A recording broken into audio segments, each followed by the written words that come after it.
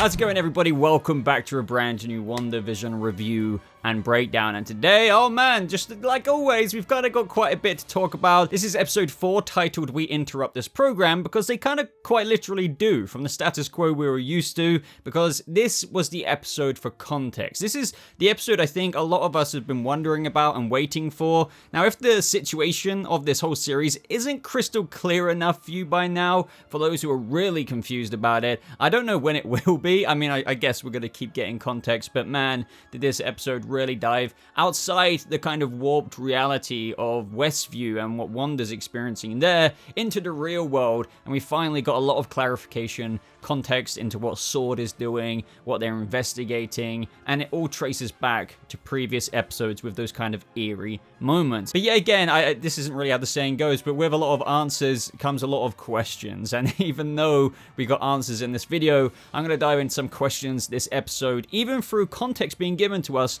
presented bigger questions that contribute to theories that fans have been speculating about with other worldly forces, shall we say, with Mephisto and things like that. So go ahead and like this video if you do go on to enjoy it, but let's enter this breakdown. Now, I don't know about you guys, but I don't see how anyone couldn't have found that beginning of the episode fairly impressive. It picks up with hearing just that young Monica saying she's going to build a spaceship and she wants to be an aircraft pilot. And then we even got a line from Captain Marvel saying when they were handing out kids, they gave her the toughest one, Lieutenant Trouble. And that was a really nice kind of callback, but this is where it really picks up, with Monica coming out of the blip, or should I say the snap, the blip. But either way, this was a really cinematic opening that really kind of grounded you within what it would properly be like if that actually happened. Could you imagine? I mean, I know you guys don't really have to imagine, but I feel like I have to say it. If that actually happened, and then you came back 5 years later, I feel like they really captured with the beginning of that episode within the hospital what people would really behave like, act like. It's really just a crazy situation.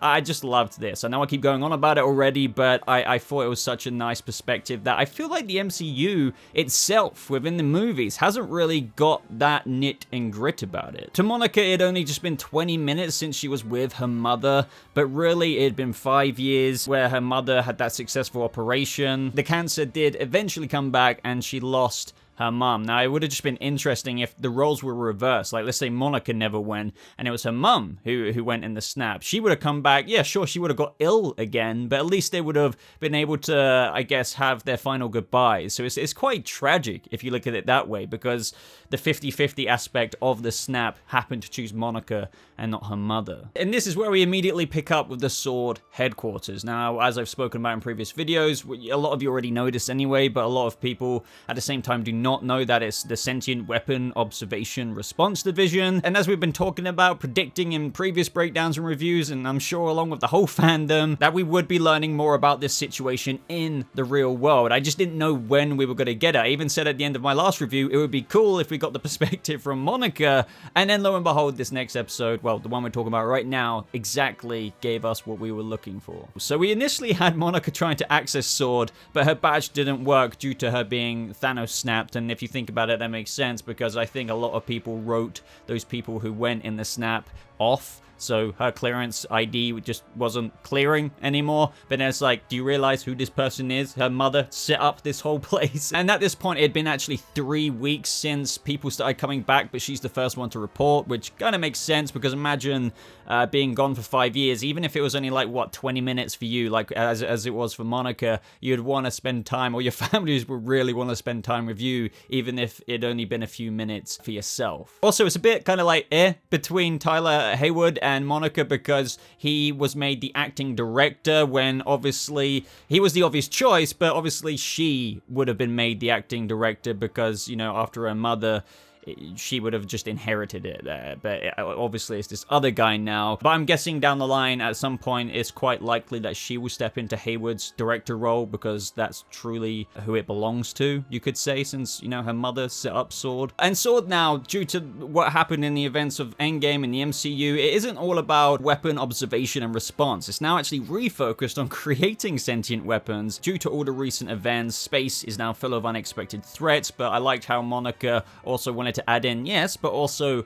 allies as well. But due to her vanishing and coming back, she's actually grounded now to terrestrial missions, which ironically was due to her mother's guidelines. So she's basically now set on this missing persons FBI case in New Jersey, which leads to, surprise, surprise, Westview, which a lot of people were speculating about New Jersey anyway. And lo and behold, we see Agent Wu from Ant-Man and the Wasp, and things just kind of were explained as you would expect. Like, there's no place, you know, in existence known as Westview, but now there is. So what the heck is going on? He hasn't actually gone inside to investigate the town because he can tell that the town actually doesn't want him to. Nobody is supposed to go in, but we kind of all know why. You may have noticed things like she's wearing her ID badge before she got kind of sucked into Westview. That translates in terms of when you enter there, it kind of adapts your clothing. So that adapted her ID sword badge necklace, if you will, to the sword actual necklace we saw in last episode. There's some people were actually thinking was an upside down cross, and I kind of understood where they were coming from, but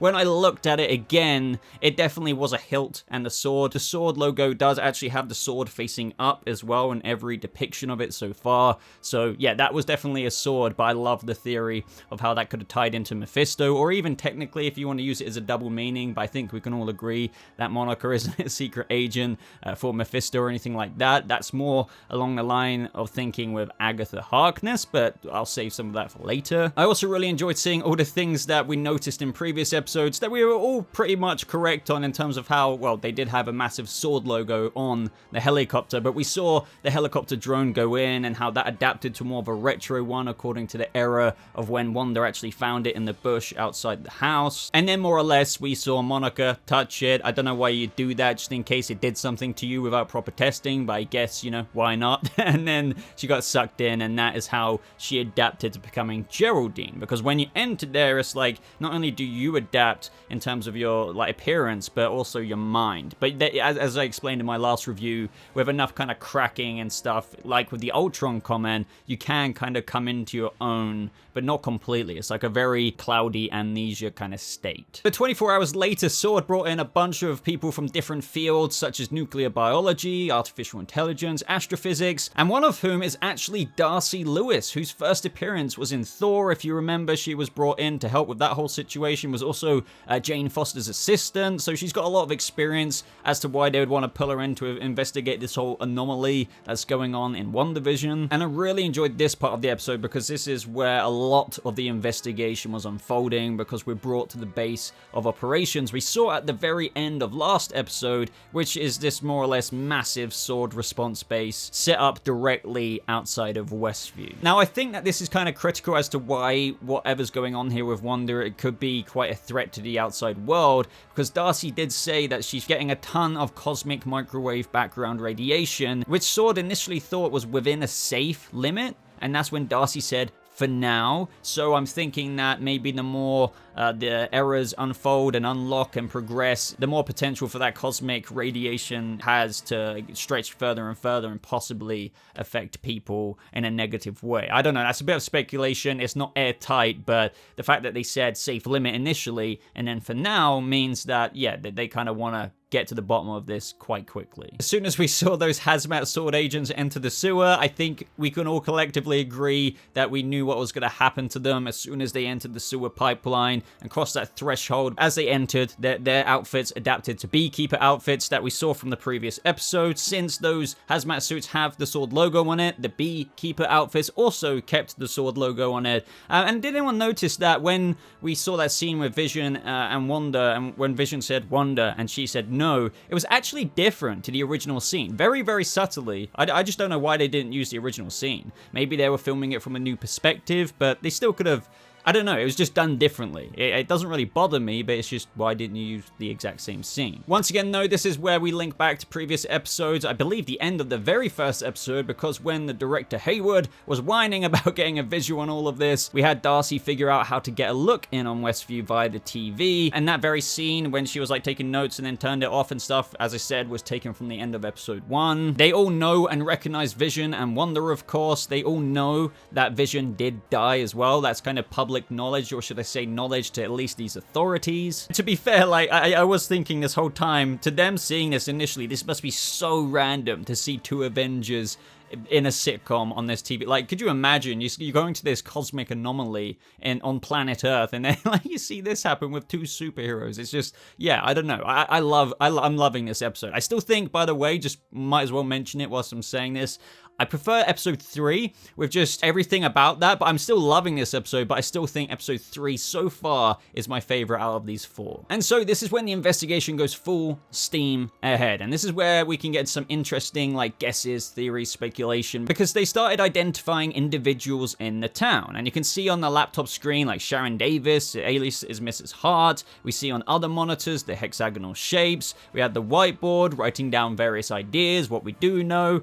some speculative ideas, such as who is behind this, extraterrestrial, and then they immediately go, oh my god, is it Skrulls? Is Vision actually alive? Why sitcoms? Abhilash Tandon is Norm, John Collins is Herb, and many other identities, but, my friends, this is where I would definitely encourage some conversation and discussion down in the comments. Not every single identity was listed. Now, I do want to preface that could just be because they hadn't got to every identity, so this speculation could just be over with there. But for example, Dottie wasn't there. Could argue that's because she isn't technically a member of the town and she's kind of blending in, just like how Agatha said in the last episode, Monica wasn't a member. So you could argue Dottie is a trespasser, as Wanda says, in a similar way. Now, you may have read some fan theories about her. There's multiple articles. I believe even the actress Emma Caulfield has already reacted to those theories, some being Mephisto trying to enter the MCU's Earth reality in some way, shape, or form, since those extraordinary characters and beings such as Mephisto and others, of course, kind of reside in their own dimensional plane of existence. And, you know, just like some source material, lots of fans are thinking that this could be adapted into their way of getting into the MCU world, whether that's through utilizing the children as well. There's a whole bunch of things that they could still include in the next several episodes ahead. But then again, this doesn't mean it's Dottie at all. There's still other suspicious people, such as Agnes, who could be Agatha Harkness, and that could link into the whole Mephisto thing as well, but like, we're just gonna have to keep watching there. But I would love to know your thoughts, because a lot of you guys must have a lot cooking up in your heads also, that you can put down in the comments. And so eventually they find Monica on the TV as Geraldine, not herself, because she's in like full Westview mode. As I briefly mentioned earlier, they go over the retro chopper. We get that moment as well when Agent Wu tries to reach Wanda through the radio. I thought it was quite cool seeing how they figured out how to do that. I enjoyed seeing both perspectives of this scene here when Wanda's just getting really shook. And this all very interestingly reached up to the point, of course, which makes sense, of last episode when Monica was helping, or should I say Geraldine in this case, helping Wanda deliver the twins. Everyone is sort of reacting to Monica saying the Ultron comment, because they're a little bit confused in this moment, because obviously, as I've mentioned, Westview kind of makes you in a weird amnesia confused like state. But then we had that moment when Monica does break through a little bit and says the Ultron thing, and we had Wanda confronting Monica again, as we saw last episode. But we get a peek of a scene that we actually didn't see right before Wanda kind of yeeted Monica out of Westview. Wanda is very distressed. She starts using her powers. She calls her an outsider, says she's trespassing, and makes her leave. And as we know, that's when she gets blasted out, but we also see her fix the damage before Vision comes in. And one thing I really want to say is I really enjoy it, not in a messed up way, but just seeing Wanda's distress here. Like, all of this, it just really does attribute and contribute to the fact this is all a really mental struggle for Wanda, and in her complete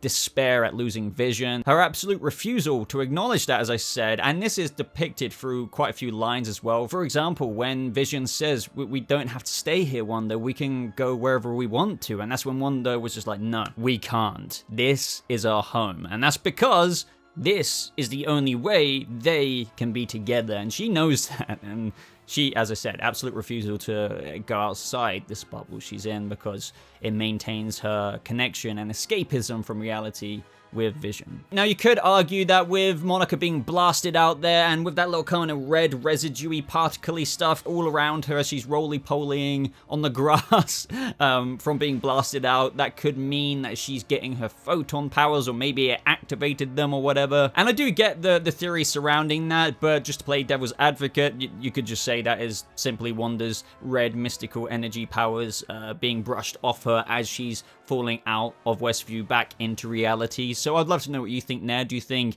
that is a potential long-term setup to Photon Mark II? And not to be nitpicky, but did anyone else think that Vision should have technically seen her get blasted out of the house, through the fence, through something else, and then out of the bubble? But you could just technically argue that Vision could be ignorant to things like that because he is a byproduct of Wanda's consciousness, or like, you know, hit her creation. So, but he did come in after that and say, what happened to Monica? Maybe he did hear a bang, but he chose to trust Wanda. But not only that, as we've seen in previous episodes, through sheer will, she can reverse things and just, he suddenly changes his attitude and conversation. So yeah, I just wanted to say that he was outside when she would have got blasted out, and before Wanda repaired the bookshelves and stuff like that with her awesome looking red glowy powers. And this next bit, oh my god, talking about an undertone of horror. And I remember people were saying, like, this isn't horror. And I get what you mean. Like, horror is branded over a lot of things these days that are more like thrillery things, but like this, when we saw Vision, thanks to Monica kind of snapping Wanda out of a reality delusion that she's put herself into, this escapism mode through Westview, she still had a little bit of fallout from that. She hadn't still quite got back into the Westview mode. So when Vision came back into the house, she saw him as he truly is in present day, and that was very creepy because he was quite literally dead. There's no stone in his head, he's colorless and completely devoid of life. And that must really just, could you imagine your loved one seeing them like that? And I also like how Wanda said at the end of that conversation with Vision in an antagonistic-esque delivery, it's like, don't worry, I have everything under control. And I'm not saying that Wanda is the bad guy, and she isn't. Like, this is all due to her mental health struggles and stuff, so, but it's still interesting how with that unique character arc, she kind of is an antagonist for this series in a way, even though a lot of us think there's something much bigger going on with the potential of what they can do with Agatha Harkness, Mephisto, or other very interesting beings out there. It's just in one way, shape, or form, you could argue that Wanda, for what is going on, and for Sword outside, and the creepy aspects that go on, and with her calling Monica a trespasser, and how she yeets her out of there, is slightly antagonistic, and I just appreciate that kind of diverse range for this character. It's just creepy, but understandable due to the mental stability, but also very unnerving. And then so the episode ends, and I'm sure we're going to get into the next time period with the children potentially growing up even more. They're going to be doing a bit more parenting like we've seen in the trailers, and I'm very much so looking forward to that. But this episode, as I said, there wasn't too much specificness to dive into with, oh, what happened here, what happened there. It was more of like seeing things from the other side of the coin, seeing Sword's perspective on this, how that links to certain eerie moments in previous episodes. But I do enjoy the speculation we can get out of the identities and stuff like that, especially the extra scene with Monica being kicked out and other things like that. So I really did enjoy this episode. It was really interesting seeing the modern day MCU being put into WandaVision when a lot of fans out there were thinking, oh, this show is crap. Oh no, like what's going on? I knew, like, people have to be patient, but I've got a feeling, without repeating myself too much from other videos, a lot of those people, I wonder if they're even going to get to episodes like this. But it was kind of clear to me, at least, that the whole season wasn't going to be in 1950. And all I'm going to say there is, hey, they're missing out. They really are missing out. But what did you guys think of this episode? Is it your favorite so far? Maybe it could be for a lot of you because it kind of got to the outside world, MCU modernized version, perspective of things. But I still really love the actual WandaVision element of this. But like this video if you did enjoy it. Make sure you subscribe to check out future WandaVision reviews, of course. I have links in the top pinned comment to my social media, like Twitter and stuff. Definitely go and follow me there. But thank you so much for watching. I hope you all have a lovely rest of your day, and I'll see you guys in the next video. Goodbye.